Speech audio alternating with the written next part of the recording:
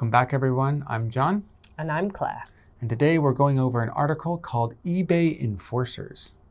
Now, if you've ever played a Mafia game, you know what an enforcer is. If you haven't, buckle in, because this was a really weird read.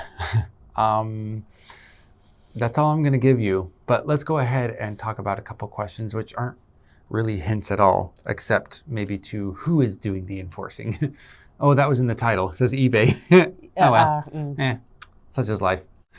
Do you use any e-commerce platforms on a regular basis? Yeah, definitely. I've been branching out a little bit more lately. Before, I was a little bit wary of sort of online shopping and stuff like that, but I got AliExpress app last year, which I've used for getting sort of crafting supplies, wig supplies, things like that. I've got a Japanese costume supply store as well, which I've ordered a few bits from. So yeah, I've been branching out a little bit. Nice.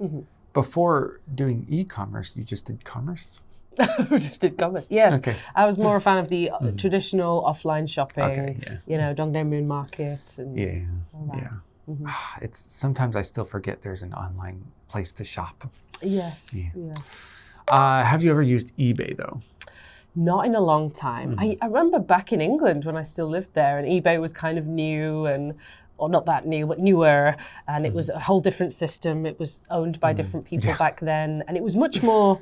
The original concept was just literally connecting individuals. eBay didn't actually handle any of the commerce or really get involved. It was you just had to like send money to another person's bank account and trust them that they would send it to you. And I did buy a few things. Wow. Yeah, it was a different animal back then. Although the website hasn't updated a lot since then, or at least it doesn't look like it's updated a lot since then. They've updated their practices. And fortunately, they've updated something else, but we will get into that in a second.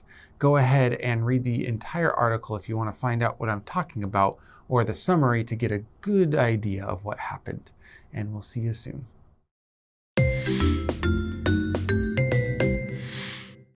eBay Enforcerss. Journalists know that they may face violent attacks if they write or say the wrong thing about certain groups, but we don't normally expect a Fortune 500 company to be one of them.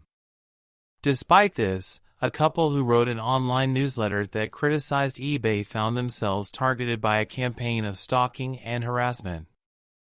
The campaign was carried out by the company's global security team, apparently with the approval of the CEO at the time.